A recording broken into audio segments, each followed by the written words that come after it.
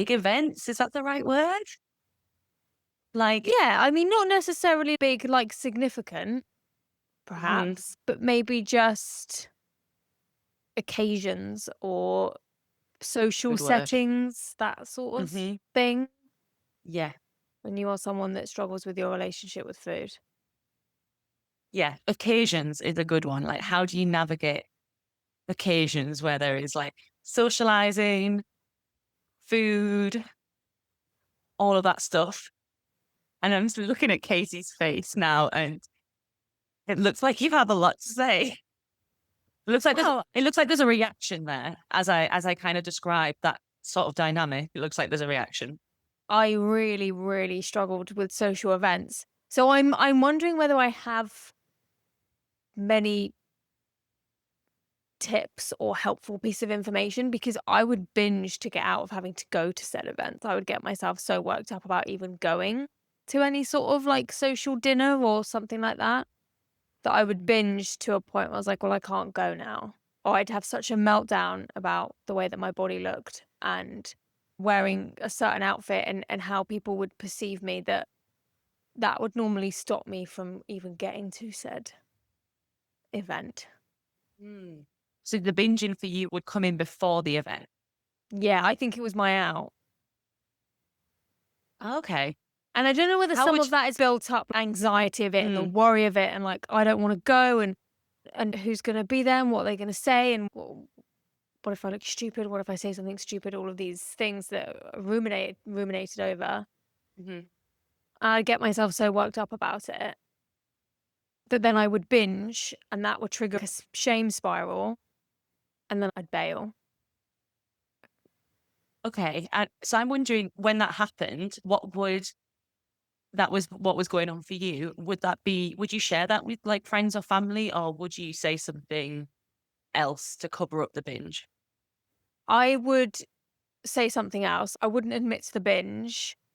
I don't remember what I would say, but I know it got to the point where people just expected it of me. They just expected you not to go. Yeah, they expected me Hmm. to not show up because people would be like, "You're going to show up, right? You're going to come. You're going to do." It. And I would have all intentions in the moment, you know, in advance of wanting to show up. And I think that was the hardest part. I wanted to show up for these Hmm. people that I cared about in my life. I wanted to be there. I wanted to show that, but it's like I got in my own way. In, Right, I get you. you know. What was it about the social event that felt like impossible or felt overwhelming? Just so Would you say? incredibly exposing, Okay. social events. I feel like I can be quite socially awkward. I don't know if that's true. Like, I don't know if that's just Hmm. my own perception of myself and where I can Yeah. overthink my interactions with people. Because when I've said it to other people, they're like, "You're not socially awkward. What are you talking about? Like, you can Mhm. hold a conversation." What, you know, I feel like I don't know what to say sometimes, or I feel like I might say the wrong thing, or, you know, or I say something and I'm like, why did I say that? That wasn't the right thing to say. Or if there's an awkward silence, oh my gosh, horrible, so uncomfortable. What do I say now? So yeah, they felt very exposing and I felt like would feel like I'd have to perhaps perform in some way. You know, when you're in the depths of an eating disorder, or even not even in the depths, when it's something you're struggling with and you're about to go into a situation where you're surrounded by food, I assume for the most part, in most social events, there's Mm. food to some extent, and you're having to navigate that. I was either heavily restricting and trying to think of excuses and reasons to not eat in these social situations, and if I did end up going, then I was mentally calculating and figuring out what I could eat. Or Mm. I was in that binging feeling where I was like, if I eat one thing, this is going to be white knuckling for the rest of the night. And that's Mhm. horrible because I'm not even present in the moment. I'm not enjoying people's company. I am just feeling very aware of how my brain is spinning. Yeah. It's like there's too many things going on in those situations. So there's the Mhm. social aspect of it, which feels overwhelming and the effort, it sounds like, in itself. But then if you're also navigating a challenging relationship with food and you feel like you're going to have to white knuckle it through it, or you're going to be calculating everything. You've also got that, and what I'm kind of hearing from you is like, I can't do the two of them. Like that's just too Yeah. much. Maybe Yeah. one, I could try and get through with one, but Mhm. the combination is just no. Yeah, because I think situations like that can really amplify.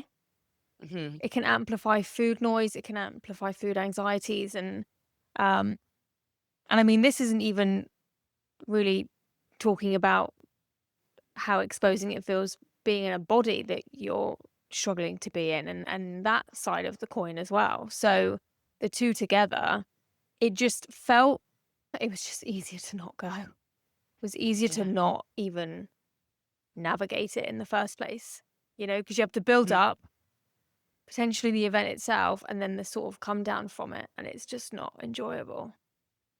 Yeah, yeah. Would you would you class yourself as an introvert? Yes. Yeah. Yeah. With I saw Sarah at the weekend, and she was hosting a workshop at her house, and she was so excited about it. She was so looking forward to it. She's like, "I can't wait to have people over." And I was literally sitting there thinking, "You're literally talking about my idea of hell." If I had I mean, I would never, but if I had somehow organized something like that, I would be in anxiety mode right now thinking, "How do I get out of this?" That will give her a Sarah is like 5. a really full on like extrovert though, isn't she? Yeah. Last time she did it, I remember her voice noting me. She was buzzing. You could hear it in her voice. She was like, "Oh my God, it was amazing." I just thought, we are just so different. It's hilarious because I could never do anything like that. So, yes, Hmm. definite introvert. What would you say you are? I ask myself this question quite a lot, because I'm not an introvert. I do get excited for social events and Mhm. I do enjoy being around other people. But I don't also relate quite as hard to being an extrovert as Sarah does, for example. Like feel like I'm somewhere in between. Like I get excited for social events and I enjoy socializing and I can feel very energized from social activities, but equally I can sometimes get very, very drained from social Mm. activities too and need to have a lot of space to like kind of re-regulate myself and feel like I come back to me after a social event as well. So that's why I find it a bit confusing because I'm like, I don't relate to being an introvert. Like I don't have that anxiety before meeting people and I don't want to kind of get out of social events, but equally I don't always feel great after social events too. So I think maybe an ambivert, like, and I feel Mm. like saying that, I feel a bit like that's a cop out because you haven't decided which one, but maybe actually it isn't. Maybe it depends. I think for me, it really depends on who I'm socializing with and what that conversation and social interaction looks like. If I really connect with people and we have really nourishing, in-depth conversations that I feel like sort It's of real connective, there's like, real connection there and there's real substance to what we're talking mhm. about, that can feel really nourishing and I can feel really energized from it. However, if I'm in a situation where I'm socializing with a lot of people I don't really know and I don't feel like there's a full connection there and you're kind of making small talk, that can feel really Mm. quite draining for me. And then I also think there's taking into account like other factors as well. So if it's just the socializing, then maybe I can handle that. But if there's socializing and it involves alcohol, or it's socializing involves alcohol and then a late night, or if it's an environment which is very overstimulating, like it's really busy, it's really noisy, that can impact how I feel about the social event as well. It can Mm. impact whether I feel energized or whether I feel depleted. So I think this is why I don't feel able to say I'm an extrovert or an introvert. Feel on the surface, I come across more of an extrovert, and most people who know me would describe me as an extrovert. However, my internal experience and my experience after the social event don't always mm, reflect that. So, like, we've had a very sociable weekend this weekend, and we saw friends on Saturday night, and it was lovely. It was really, really nice, and we did have some drinks, but I didn't have too much alcohol, and it wasn't a really late night. And the conversation was really just like I felt really relaxed, felt really myself, and it was really like connecting. And it didn't feel like there was any effort there. So I didn't feel drained or anything off that the next day. And then the next day we went to a gig. So we traveled for this gig and had a really good day. And again, it was some alcohol, late night. And today I have felt quite drained. And I think it's because it's a combination of the 2 days in a row of like Mm. just traveling, socializing, like food, drinks, like all of that. Even though actually both experiences I actually found really, really enjoyable. And I didn't feel drained after the Saturday night. I think the combination of the two in a row today has then made me feel really quite drained. And I've needed to like look after myself today. And Will said it because Will knows me very well because obviously he lives with me and he sees me day in, day out. And he said, like, on Monday, you're just going to need to sleep, like literally all day, aren't you, to recover from this weekend? Yeah, probably. And he knows that, and he gets how I respond to social situations and the what I class as like the overstimulation of many things going on at once. Whereas for other people who I think don't like live with me or see me day in, day out, if they were to see me in a social setting, they would never think on the Monday I'd need to just like sleep to recover from Mhm. it at all. So that's why I find it really interesting and why I always come back to this question of am I an introvert or extrovert or an ambivert or who knows? Well, it's the way that you're talking about it as well. You're you have really good awareness of the factors that can contribute to you needing that little bit more time afterwards to recover. I really relate to getting a different feeling out of more like personal and connective conversations with people.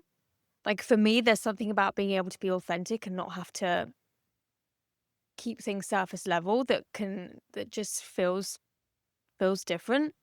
Yeah. Um so I'm curious then, would you say with the way that you're talking, how Mhm. did food play out with these social situations? How because yours sounds very like it's probably going to be quite different to what my experience was. Yeah.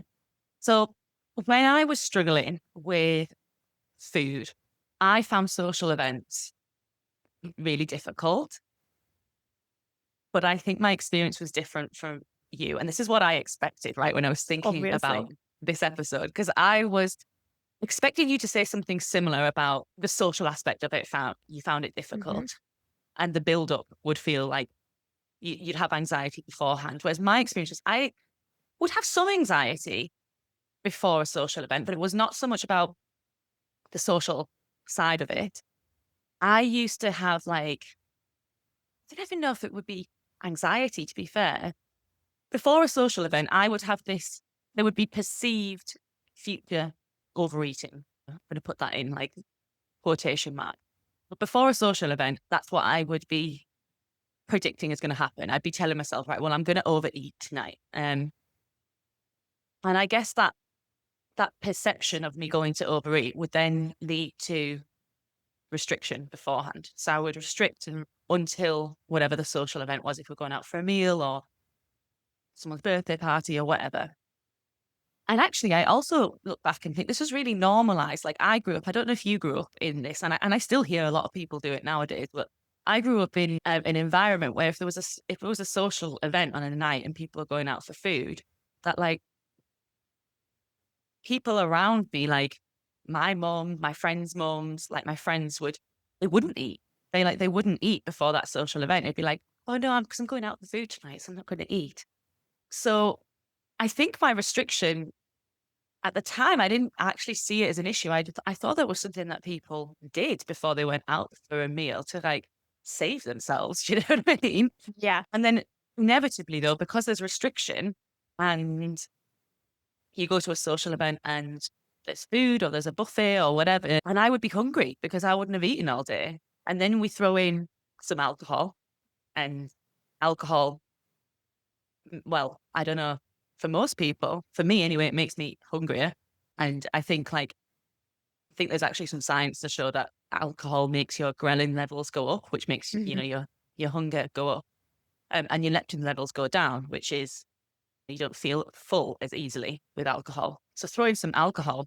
then I would quote unquote overeat in those situations. I would eat probably more than I do now in those social situations because now I don't restrict in the build up to going out for a meal. I'll eat normally because I know that actually eating normally means I feel I can navigate those social settings with food more easily.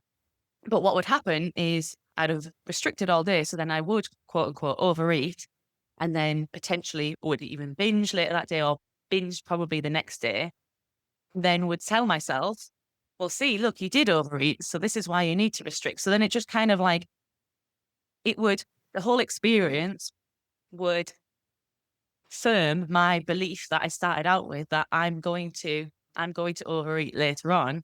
And then it would just perpetuate that cycle because I would be like, well, there's the proof. There's the proof that you are Yes. going to eat. So you would be more of a binge after the Yes, social events. massively.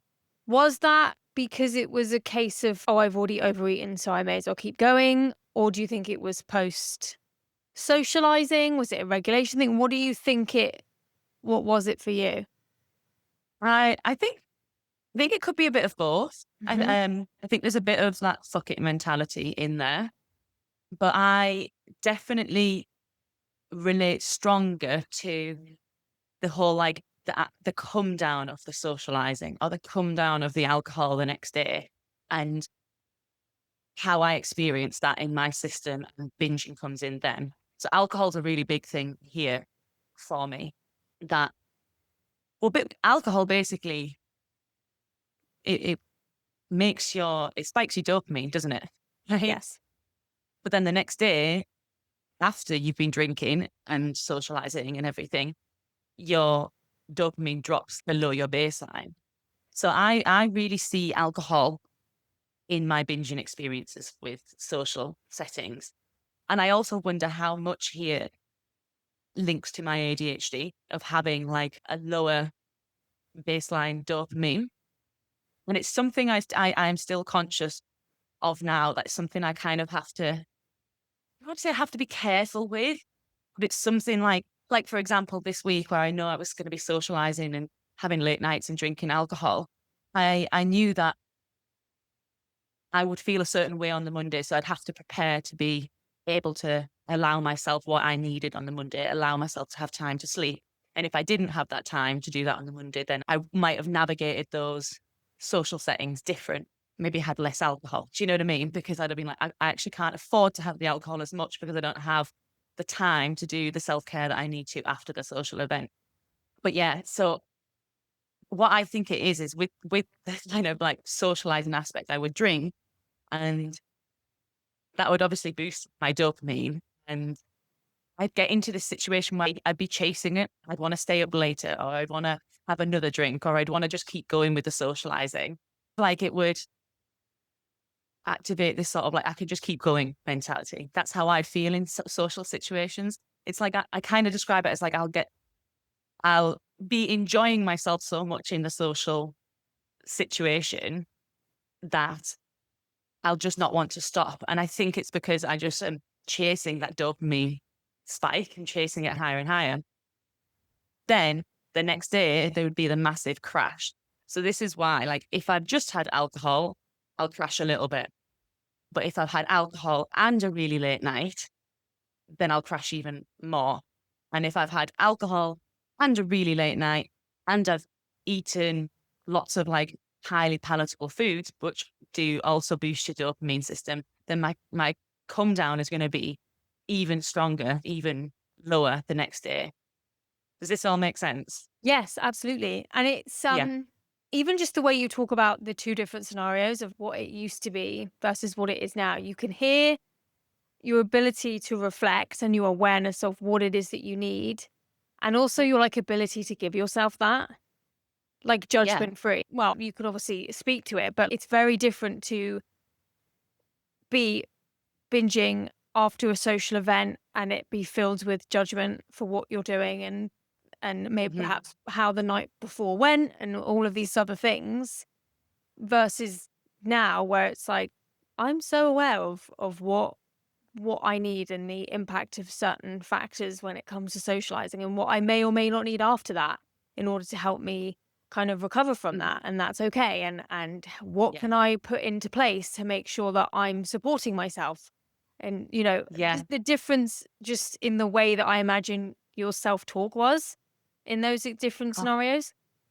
yeah. 100%. Like, so I would have this real big crash the next day after a social occasion. And, and I would just binge. I'd literally just binge all day, constantly. And there would be so much shame attached to it and so much negative self-talk and so much comparison as well, because I would look around at other people that I had socialized with the day before and be like, why are none of them feeling like this? Like, why, how have they just managed to go out and do this with family the next day, or just go to work and not be bothered the next day, or still manage to do childcare the next day? Like, how are they managing this? And I literally cannot even get myself out of bed unless it's to the kitchen to get something to binge on.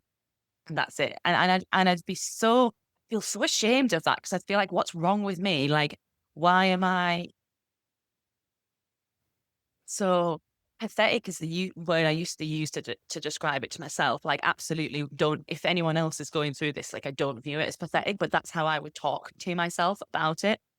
And I just feel really, yeah, just really judgmental of myself. And now I can see, well, actually, I think the ADHD does come in here, because people who have ADHD, because your dopamine level baseline is lower, that things like alcohol and highly palatable foods in social situations, they kind of do create a higher spike in your dopamine system. Like, the way we respond to it might be more extreme to somebody who doesn't have ADHD, and then therefore also the come down the next day is also more extreme. So understanding that in myself has been quite helpful to reduce the shame and be like, actually, there's nothing wrong with me. It's just this is how my dopamine system is. And I need to potentially, like, look after it in different ways. But there isn't a judgment there. Like, sometimes that might mean trying to drink less in a social situation so I don't have the come down quite as much. Sometimes it might be like, actually, no, I don't really mind. I'm gonna let this happen. But then the next day I'm also gonna do this to look after myself. So it's still not judgmental. Do you know what I mean? Yes. Yes. Mhm, It's putting things in place that are necessary and things that you need. mhm, Um, like I at the weekend, and I've said to Stuart, like I can socialize one day. Like mhm. it's either we do something social on the Saturday or we do something on the Sunday. I can't do both. I need one day Yeah. where I don't have to show up. I don't have Mhm, to do things. Um, I need that restorative time home in my own environment where I'm not having to socialize. You talk about obviously like how you can kind of preempt how you may feel after social situations and what kind of not triggers, but what factors can heighten um, effects afterwards. But there's been so many times, not so much recently, and I don't know whether it's tied to when I go through like more low depressive periods where we're going over to see someone and it is quite literally the last thing I want to do. Like to the point where I feel like I'm holding back tears because I'm like, no part of me wants to do this. I don't have it in me to mhm, sit and talk about things that I don't care about or that I'm not bothered about or that I don't have any that feeling of like I have nothing in my tank to give to you. Like I mm, have nothing left. So now I'm going to have to perform and this is going to be really hard and I don't know how long we're going to be there for. I don't, I just not so many other unknown factors. mhm, And not every time, but there have been a handful of times where I am in that space where I'm struggling and I go and I leave feeling so much better. mm, I forget how important connection is for nervous system regulation, right? And mhm, how, like, a lot of the times, the very thing you don't want can be the very thing that you need, right? So, especially when I'm going through a low period, it's very easily for me to isolate. and remove myself from any sort of social situations. I mean, you're lucky if you get a text back from me in less than 5 working days because I can't do it. And yet thing that I probably need to some Mm. capacity is to connect to people, is to have that communication Mm. and that connection with a human being. Not in a way where I'm like, I have to offload or I have to be open or even anything like that, but just, I don't know if it like just pulls me out of a funk or it just kind of Mhm. brings me back into the now. But I just always find it interesting that like I can't always tell when those moments are because there are times where I'm like, oh, okay, I've done it. And I go home and I think that was fine, but I could have done without it. And there's Mm. obviously other times where that actually I think was really helpful. I think I needed that. I can't tell. I can't preempt when I need what. Um, Yeah. it's definitely something I'm still navigating. But so I wonder where, like, if I think about how I'm able to now observe that connection is something that's quite powerful for my nervous system to regulate, that was clouded with food before. Right. So like the meeting up with people and socializing, there would be no room for connection because the food would be coming in and dominating all Yeah. the thoughts. Like you said earlier, you wouldn't be able to be present with people. So Yeah. you wouldn't be able to have that connection. Yeah. Hmm. Exactly. And I would also feel bad that I even felt that way in the first place. Why am I having such a hard time going to a social event or not even like anything like a party or a gathering or anything like that, even just or just going out for dinner with a couple of friends. Why is this feeling hard for me? Why am I not looking forward to it? Why is it something that Hmm. I'm already trying to think of a way to out of? So Hmm. there was definitely judgment for feeling like I should behave or not behave, but I should be able to navigate these situations and it not feel like such a big deal for me, Yeah. you know? Yeah. And would that then make the binging worse, the judgment? Yeah, because I think I was trying to avoid that Mm. feeling like there's something wrong with me. The word that comes to mind, like you said earlier, is pathetic, which I would never use now because I don't feel that way. I think we all have our own capacities and we have our own thresholds, and that can vary on a day to day basis depending on what's going on in our lives. But I mean, my self talk was horrific, and I thought like, this is stupid. You're pathetic. You can't go out and just go and have Mm. dinner with people for a few hours. You've made a right scene about this. This is unnecessary, and they're not nice feelings to experience. And so I think, yeah, binging, it would either feel like it was rooted in anger and frustration at myself, and like, why can't I get myself together? Why can't I get a grip? Or it Mm. offered an escapism, and probably a combination of the both. To be fair, at times. Yeah. I think for me, the binging the next day did give me some kind of escapism from the negative self-talk. It would numb that or take the edge off some of that nasty talk that I would have towards myself the next day. But I also see, like, physiologically what it was doing too. It was a way of trying to lift that dopamine up back to base level for me.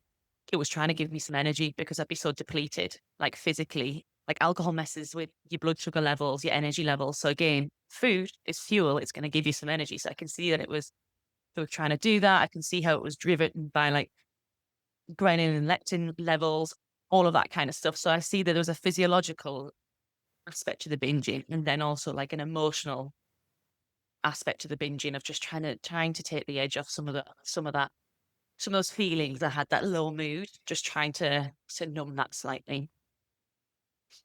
It's interesting as we're speaking because it feels like we both struggle with social aspects, but in different ways. Whereas I'm picking up that for you to say yes to a social event feels like difficult. That feels like effort because your default is to say no. Whereas mine's the opposite. Like my default is to say yes to a social activity.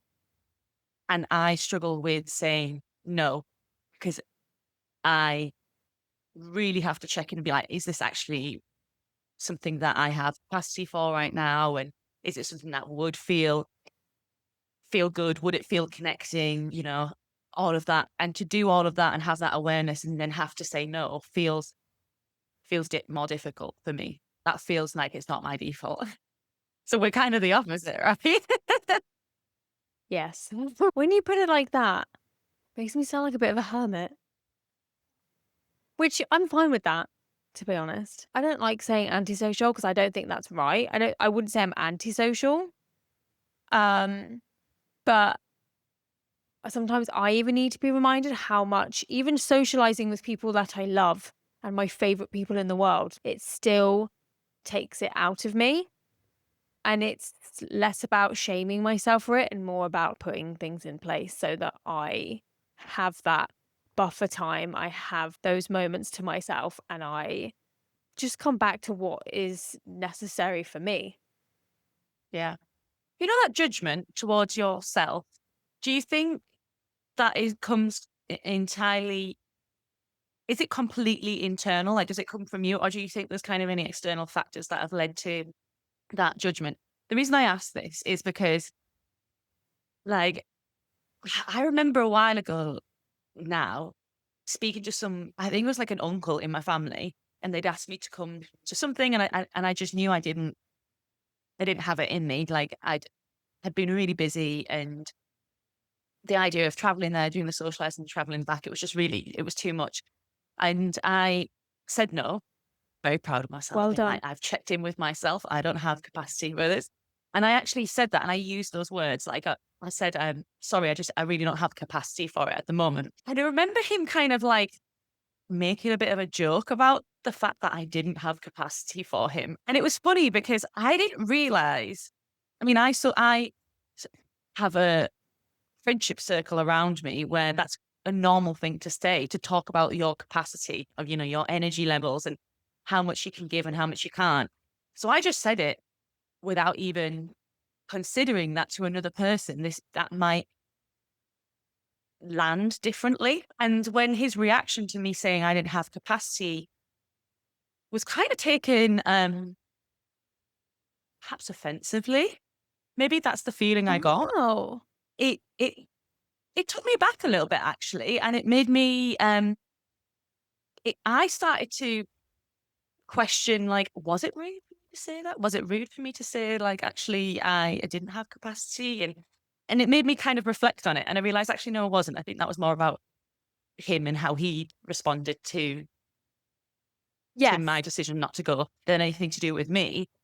But it did make me kind of wonder, like, so when we do judge ourselves for not feeling like we're able to socialize, or we don't have the Hmm. capacity for it, or we have to use something to cope with socializing like food or alcohol or whatever, is that judgment completely coming internally, or actually is it influenced by comments like that you hear from people, and make us feel like we shouldn't struggle? Yeah. I mean, just to throw in my 2 cents, definitely not wrong. I think it's probably he didn't fully understand the language that you used, Yeah. or maybe just wasn't used to having someone turn around and to give a reason that wasn't, no, I'm busy or no, I'm Yes, because sick. that's what we Like, say, no, right? you sit there and you think, well, what excuse can I give? What reason can I give? I've got a dentist appointment or I've got this and the other because we can't just say, no, I don't want to. That Mm. that's not enough. But I would say I think there's some influence from my mother. So I don't know if it's necessarily socializing because my mum really likes socializing. She likes being busy, but my mum is one of those people that get energy from people. So if you're at her house, there will be no moment of silence. And I really struggle with that because Then you also don't like awkward silences. That's true. yeah, awkward silence within a social situation where I feel like I need to think of something Okay. else to say. What do I ask you that's not weird? But I remember before I met Stuart, when I lived at home, I'd come home at the end of the day and I worked. What was I doing at the time? Oh, I worked in retail. So people, a lot of people, irritating people. There was normally one customer that wasn't happy or whatever. So I came home at the end of the day and she would be like, "Hi, how are you? How was your day?" I'm like, I'm going to need you to stop. I don't think it was intentional, but I remember feeling very aware of how different we were and feeling like there is something wrong with me because I come home at the end of the day and I just need quiet. And I would happily not talk to anyone for the rest of the evening. And yet she's been out all day and talking to people, and she comes home and she still wants to talk to me. I don't think it was necessarily something that was said to me, but it was noticing our different experiences Hmm. and automatically assuming that mine was the wrong one, that there had to be something wrong with me, because why would I quite happily rather spend a weekend at home by myself doing my own thing versus filling it with things to do? Hmm. Um, and I think my Yeah. mum probably has made comments about, you really should get out. You should be doing this. You should be doing that. I'm like, yeah, but I don't want to do that. I don't want to do that. I don't have the energy for it. Mm. And I know that. So I'm much firmer in my understanding of where I stand and what I need. But I think you're right in that it's easy to fall into the comparison game of how are Yeah. other people doing these things. Like Stuart, that doesn't bother him. And he'll go to events where he has to do like presentations in front of loads of people. And I've never seen someone look so calm. I would be an inconsolable mess. I would be sweating. I would be shaking. I would be gagging. And yet he's like, Yeah. "Yeah, it's fine. I'm looking forward to meeting people. I'm so glad I don't have to come along to those things." But yeah, kind of like observing people and letting people figure out what works for them without falling into the comparison place of, "Oh, Yeah. should I be like that? Is there something wrong with me?" Because there's not, Hmm. most likely. Do you know what? Comparison also comes up for me when we think about this topic of social, like going to events, social occasions, that kind of thing. Looking back on my experience when I really struggled with food and body image, from a body image perspective, Mm. I would struggle with like how I was going to look at a social event and maybe what comments, what other people would think about me. Not so much worried that they would say it to me directly, but more about what would people say about how I look after the event to other people. So say I had been like, okay, actually, I haven't seen family for a year. I'd worry about like, well, has my body changed? Have I gained weight? Is someone going to perceive like that, see that change in me? And then after the social event, be like, oh, did you see Rebecca? She'd gained a little bit of weight. Do you know what I mean? I'd be worried about that. That's kind of where some anxiety would come for me before social events. And actually, this conversation has re- reminded me of a situation. You know how you said sometimes you wouldn't go to social events because you would binge and that would be the excuse to not go. It's actually that this conversation has reminded me of when I was with one of my exes and there was this restaurant, it's called the Crab and Lobster, and it's quite a fancy restaurant and has kind of all of these like sea themed things kind of like dangling from the ceiling, quite like quirky. I had always wanted to go there for a meal, and my partner had booked a table at that restaurant for my birthday. And we didn't end up going because I had a complete meltdown about my body beforehand.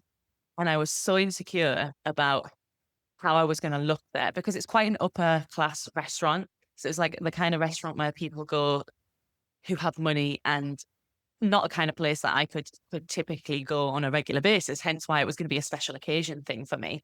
And I got so in my head about like how I was going to look compared to all these other people that were there. Like, was I going to stand out and look out of place because I don't have that kind of money? Like, was my clothes not going to kind of match theirs? Was I going to be, was I not going to be slim enough to be there? Do you know what I mean? Like all of these kind of things. And then I just got so self conscious of what I was going to look like and was trying on all these different outfits and getting myself really, really worked up. And then thinking about my body and then being like, well, I'm going to eat a meal tonight. And actually in that, at that time, I was like, have I earned that meal tonight? Have I like been to the gym or have I restricted enough? And just all of this was like piling up on top of it. And I remember my partner at the time being like, you look fine. And I was like, I don't want to look fine. I don't want to look fine. you know? Just fine is never a compliment. I Sorry. know. It's just not. When will men Um, learn? and then I remember literally just like crying and being like, just leave me alone. And just like, was like, I just need to go into bed. And I just got into bed and cried and was like, I'm not going. And he was like, but I've booked this table and like, it's not like it's something that we can do anytime soon because you have to book it really far in advance. Like, are you sure you don't want to go? And I was like, yeah, I don't want to go. And we didn't end up going for my birthday. And I know he was annoyed with me at the time because obviously it's something he'd been planning and wanted to do. And I imagine in his mind saw it as this really lovely kind of present that he was going to take me to this place that I'd always wanted to go to and it'd be this gorgeous experience. And my big eating disorder mentality came in and just shut that down. And I think it's because I was comparing myself so much to the other people that were going to be there. I was so insecure about my body. And to some extent, there was worthiness in there. Like I didn't think I was deserving of going to that place and enjoying that evening, looking how I looked, that I kind of just sabotaged that experience for myself. There is something so relatable the way you speak of like being in your own head in that way, where you Mm, quite literally are just spiraling and it just gets bigger and bigger and bigger to the point where you do feel like I cannot go because yeah. going feels like this big thing that could mean all of these things or could put me in a situation where I could be on the receiving end of these things, and that not going feels like the safer option. I can recall having very similar experiences of getting so I would feel quite panicky, I think, as Yeah, well in panic's a good those word. moments. It's amazing how your brain will literally jump from thing to thing and build on it, won't it? Mm, So you're like, oh, not only do I not have anything to wear, but what if people think this? And then what if people think this? And to a point where if you turn around and said it to someone, they'd think, what are you even worry about that? No one's going to be paying any attention to you. But being in that state of mind where nothing seems to pacify how you're yeah. feeling, it's that body image spiral that I think so many people will have experienced. Yeah. It's a body image spiral where like the only way I can actually come out of this spiral is to kind of just shut down. And that was it. It Yes. was like, I just need to shut down. I need to go into bed and just lie in bed, like Mm. close the curtains. It was the summer. My birthday's in August. I need to shut the curtains, get into bed and just feel like I'm in a dark hole right now because that's how I mentally feel. I feel like I'm in a dark hole and I just need to be in it. And then actually, I remember like hours later, I actually came out of the bedroom and we ended up having like an evening meal at home and I was okay to do that.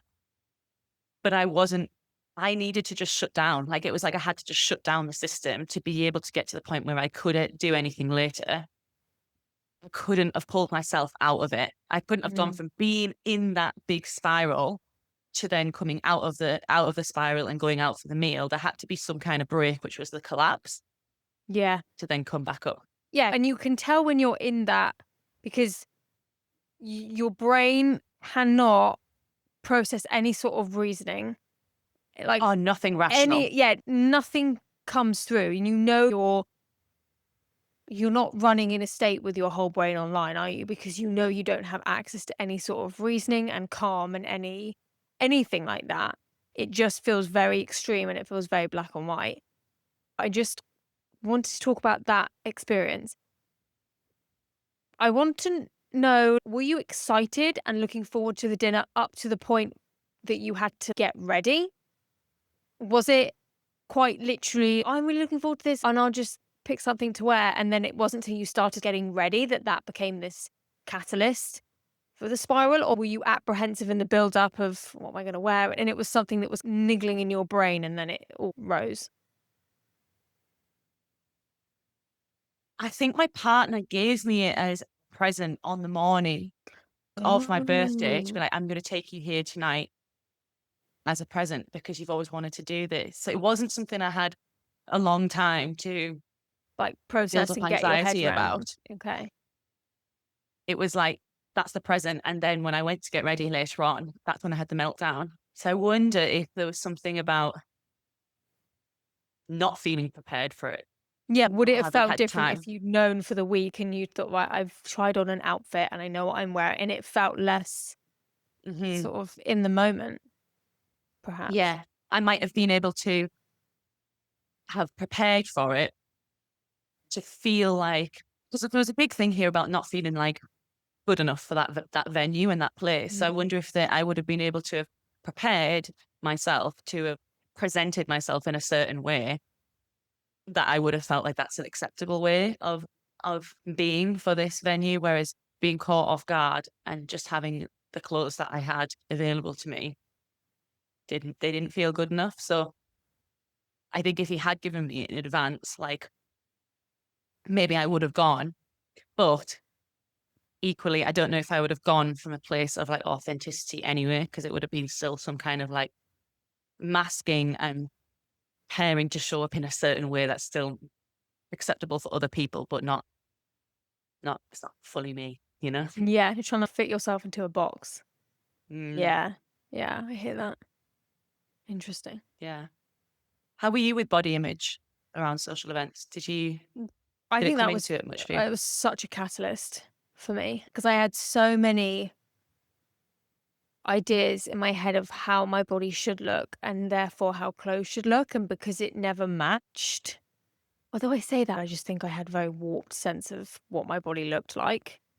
Because I look back on photos of me now and I'm like, what? There's nothing wrong with me. What? That I really just was not seeing myself clearly. Looking through yourself from like a dysmorphic lens. Yes, absolutely. And so, probably similar to what you said, I think it was less about what I felt about myself, although that played a role. It was more about what I thought other people would think of me and what opinions they may have. It's worse thinking about what people may or may not be thinking about you versus what they would potentially say out loud to you. Not Mhm. knowing if someone is looking me up and down and thinking a certain way, that was something that would bother me.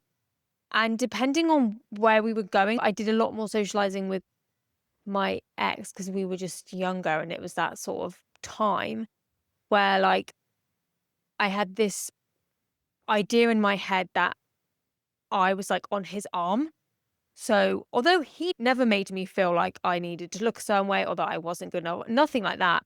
But I was like, it's important that I look a certain way for you because you're walking in with me and you're saying, this is my partner.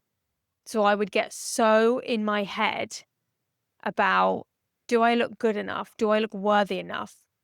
Are people Mm, gonna think that I'm good enough for you to be with you? And like, yeah, that I would find very consuming mentally. And I would really, really, really struggle with. It's one thing if I didn't like how I looked, but that meant other people would feel the same way. And I can't put myself into a position where I'm exposed to that. I get you. Do you know Mm. what this kind of speaks to? I think that transition as you go from through recovery of when you're in an eating disorder, I think we seek a lot of self-worth from like other people's opinions and from external kind of ways of viewing ourselves. It quite my experience anyway was very I lived in a very self-objectifying way. So it was often like, how do I look to other people? Like that idea of how do I look on this person's arm? And how I felt about my body was very much based on that external lens. And for me, a big process of recovery is going from that to living from the inside out. And how do I feel in my body rather than how do other people perceive it and look at it? Yes, it's that concept that Stephanie Michelle talks about living in first person versus third person. Hmm. You know, paying attention to what you're seeing and how you're experiencing life versus how you perceive other people are taking you in, so to speak.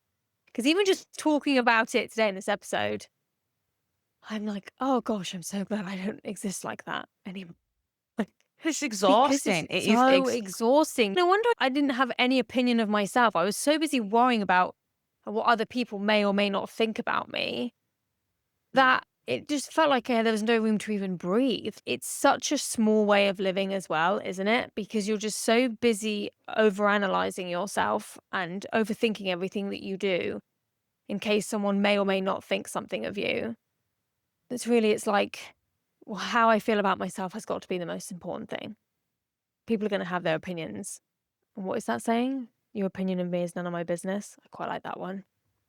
I always fall back on that. And it's yeah. true. It's actually nothing to do with me, what you think. It's tough, isn't it? Because I feel like we live in relation with other people and connection is important. So to some extent, how people are going to view us or think about us does matter. We can't completely disregard that. I think Mhm. if you can not care at all what anyone thinks, like you're very unique. Say Mhm. because we're relational beings and we're social beings and being having that sense of belonging and connection is important. I think it's about considering like whose opinion does matter to me and whose doesn't. And if someone's if someone whose opinion that does matter to me is different to how I feel, I still don't have to abandon myself in that. Like I can still hold like how I feel and what they think together. Kind of going back to I think what we spoke about in the last episode of like two things can coexist. So it's about trying to find that middle ground, isn't it? Where, Mhm. it's not that you don't care at all, because if you're in recovery, you're thinking, all right, my goal is to never ever care about how I look or never care about how anyone else thinks I look.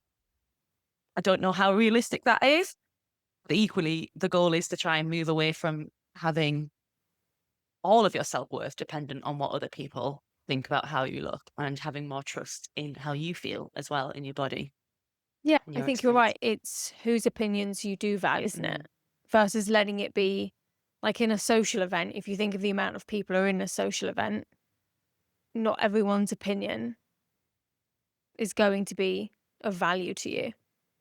You mhm. know, it's your close circle, it's the people you care about, it's the people whose character you appreciate that you value their opinion of. Anything else, easier said than done, is less of something that I need to spend time worrying about. I feel like that feels like a good place to wrap up today. Yeah, I agree. Let us know what you think in the comments as always, please, guys. Always appreciate feedback and Are oh, you an introvert or an extrovert, or are you an ambivert exactly. and you're not sure? Not sure. Sit somewhere in the middle. Depends on the Yeah. day. Yeah. Thanks, guys. Bye. Thanks, guys. Bye.